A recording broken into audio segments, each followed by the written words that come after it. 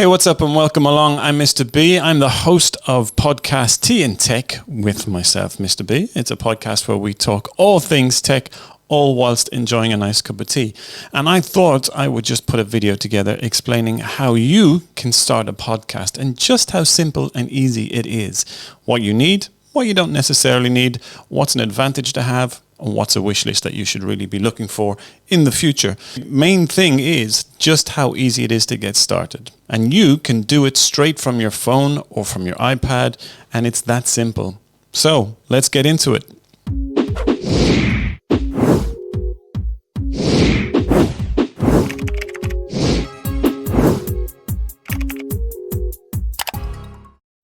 So the key thing that you're going to need for a podcast is good quality audio. You can record straight into your phone or your smart device. The microphone on these are not great, and it's probably best if you can add something extra, whether that's a cheap microphone that you can plug into a smartphone or an iPad, or whether you decide to up your game a little bit and use something like this. This is the Rode PodMic. You don't have to go down this route. This is the particular setup that I'm using. I'm using the Rodecaster Pro, which I then feed through into the camera which I'm recording on. So that then leads to the camera. Now, I choose to record my podcasts on video as well so that I can upload those onto YouTube just to have extra content there. You don't necessarily have to do that. You can just have an audio podcast. I do both. I will take the audio from this video and I will feed that through a platform called Buzzsprout, which is where I upload my audio for the podcast, and Buzzsprout then sends it out to all the major platforms. So that could be Apple Podcasts, it can be Google, it can be Amazon, Audible. All of those are linked to Buzzsprout, and it's just one upload. It sends it out and it's done and dusted. I do use the video elements of it because I find that I want to create extra content, and I think it's good to have that on YouTube as well, just for that extra engagement. I'm using a Sony ZV-E10 and I'm plugging the audio in through this PodMic from Rode, which is plugged into the Rodecaster Pro, which I then have routed through to my Sony ZV-E10, so I'm getting a nice clean audio feed all the way through and onto the movie recording itself. I try to do separate recording and of audio and video. The problem with that is when you try and go to sync them afterwards, you need to play around a little bit to get it to keep in sync. I found that it tends to drift off a little bit. So 2 or 3 minutes into playing it, your audio is out of line with what your video should be, and it starts to look like there's a delay. So I found a way of doing it where I can plug straight into the Rodecaster, route it out through a monitor out, and straight into the Sony ZV-E10. Nice and simple. I can control the levels. Anything that I do on the Rodecaster can come through on the recording as well. So for instance, if I... Hopefully you should have heard that. But we're going back to the roots of it. You don't necessarily need that. What you will need is some kind of program to record your audio. You can, in theory, use something like voice memos on an iPhone or on an Android device, the equivalent of that, and then export that into a software. You're going to need to be able to trim it unless you're very confident and you can feel that you can just continue talking without any mistakes. Sometimes that's quite good to do. It's more natural. It's more, there's as, that can be done and it can be listened to as well. I personally like to be able to go through and edit down some of the unnecessary bits. I'm still going to do the uhs and the ahs. It's not that specific, and I'm not reading from a script. That's the other thing. You can create a script. If you want to create a script, you can read it. The problem with that is it comes across like you're reading, unless you're a very good reader and presenter. Then maybe you can get away with that. I tend to just do bullet points of what I'm trying to talk about and then touch on those and expand naturally through this conversation, as I'm doing now. So the software that I would use normally is either GarageBand, or I could use something like Logic if you have that, if you're a musician or if you're into music production and you have copies of those. If you use Apple, then you're going to have GarageBand anyway. It's a free piece of software. It's a very clever piece of kit that you can use and edit tracks very easily as well. The advantage of that is you can get that on an iPad, you can get it on an iPhone as well. So it's nice and easy and accessible. If you're recording straight onto your smartphone or your iPad, you can just record straight into it. You can tweak your audio a little bit and you can edit down and then add extra audio to it as well. So if you have got sound effects that you want to add in there, you can add that in post recording the video. So how do you get started? Well, the first thing you're going to need to do is look at your niche. What is it that you're going to talk about? I personally talk about tech because that's something I love. I find that if it's something that you have an interest in, it's going to come more natural that you talk about it. If it's something that you have to force yourself to talk about, it may sound like you don't know what you're talking about. It may just sound like you're reading from something that is not related to what you would normally be doing. So find your niche, find something that you're interested in, find something that you're passionate about, because that will also encourage you to talk about it.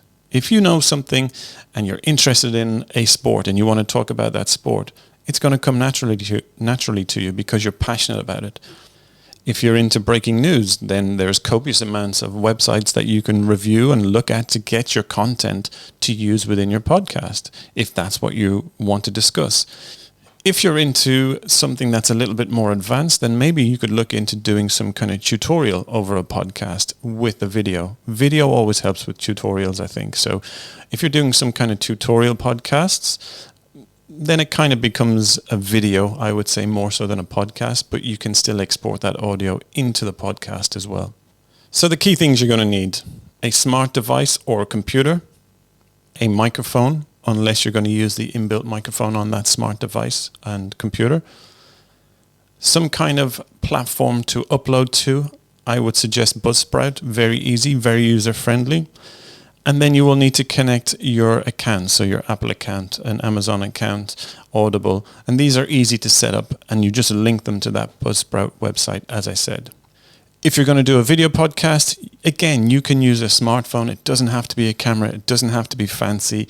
It can just be what you have in your pocket. I happen to have a light here, a Cobb light, which is just creating a little bit of extra light, creating that more studio-like feel for this. Doesn't have to be there. You could sit facing a window. I would suggest that you don't have any windows behind you, or if you do, they have curtains on them like this one. But ideally, all windows should be in front of you, and you can create that natural light coming through to give you that standout look on the camera. So let's talk about the Rodecaster Pro, if that's the route you want to go down. Rodecaster Pro is a very, very user-friendly, very advanced piece of kit, and not too expensive. It allows you to input 4 microphones. So if you have multiple users in your podcast or multiple people that you want to bring into this conversation, you can have up to 4 people via microphones. It then has a USB import, which I have connected to my computer, which allows me to play anything from my computer through, and it'll come through the desk and straight into the camera as well. There is a phone connection, so you can connect with a cable. You can dial in a call if needs be. And there's also a Bluetooth channel, which again you can use for dialing in and out interviews on a phone, or you can use it to play back audio from your device, your smart device as well. It doesn't have to be a phone, it can be anything with Bluetooth on it. Then you have these multiple touchpads which can be assigned to different audio triggers. So for instance, we can have an audience laugh. We can have a scary piece of music. We can have a dream sequence. These are all done very easily. You can have multiple pages. So there's 8 buttons per page, and you can have multiple pages. I think it's 99. I could be wrong, but I think it's 99. Okay, I got to stop the video right here and just let you know this is a perfect example of bad audio. I'm turning away from the microphone and you can hear my voice drop out. So if I turn to the side, my voice drops off the microphone. Schoolboy error, shouldn't have done it. Take note and make sure you don't do it in your videos. The Rodecaster Pro also records on itself, so it can record audio onto an SD card. I am using just the record into the camera. In theory, I should probably do both in case one fails, in case there's an issue with the camera audio. Then there is a backup which I can then sync with the video afterwards if needs be. But that's always a last case and a worst case scenario for me. Each input has also got an output. So everyone can have headphones. If you've got 4 people that you're interviewing, you can have up to 4 headphones, and each one of those has its own control. It has a master out as well for a left-right if you want to use studio monitors, which I do happen to have one plugged into, which you can just hear there now. Hopefully that didn't feedback. Once you have recorded your podcast, there's multiple ways in which you can edit it. If you want to just go straight into it and send it as it is, then I would suggest you just upload straight away to Buzzsprout. For the paid version of Buzzsprout, there is a mastering section where it will take the audio and it masters it into a better sounding quality audio file.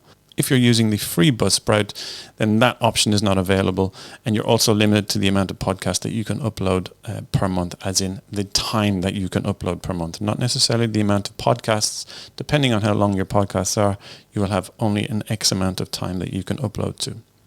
So should you get into podcasts? Absolutely, I think you should. If you're a content creator and you are filming and recording or posting videos on YouTube or TikTok or any of these social platforms, you should be recording them into podcasts as well.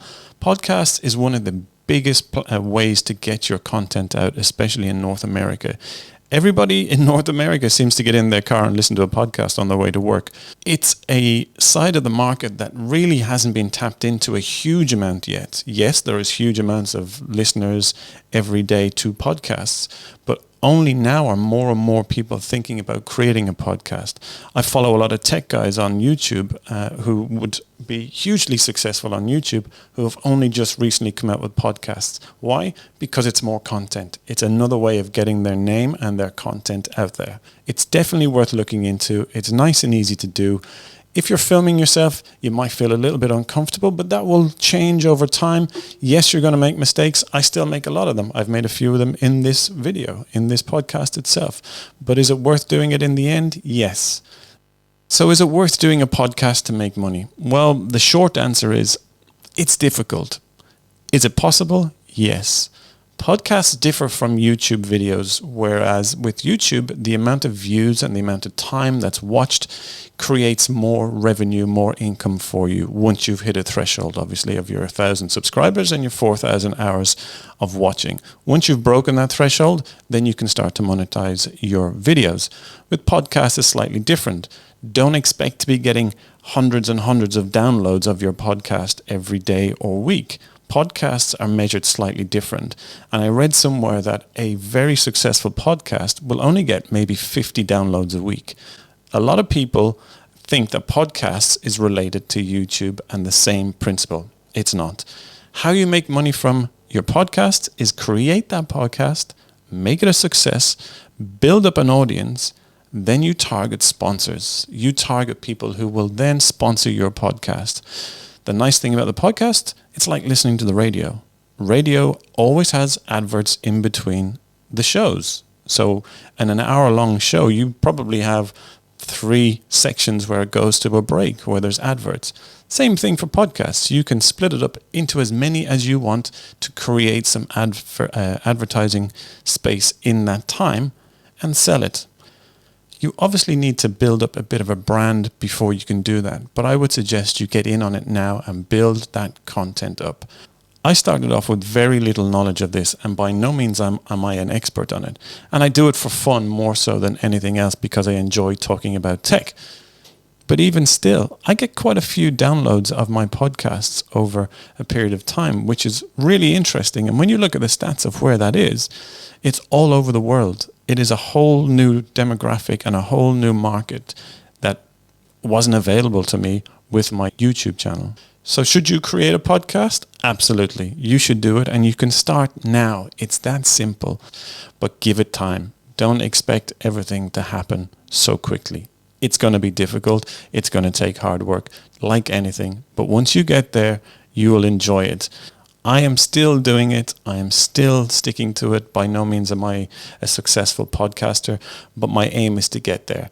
I felt that it was worth putting this video together for anyone who's new to this, who has no experience, just to let you know that it's easy to do. It's nice and simple. It's quick, and you can do it relatively quickly per day. You don't have to take up too much time, and it's worth doing 100%. If you're watching this on YouTube and you got something from it, please do hit that like button, and don't forget, hit the subscribe. It's worth it. I do post content regularly all about tech, and if that's something that you're into, by all means, check me out on the socials, Mr. BK Official. Let me know in the comments below your thoughts, and if you have just started out, and if you're about to start out, and let's track each other's progress.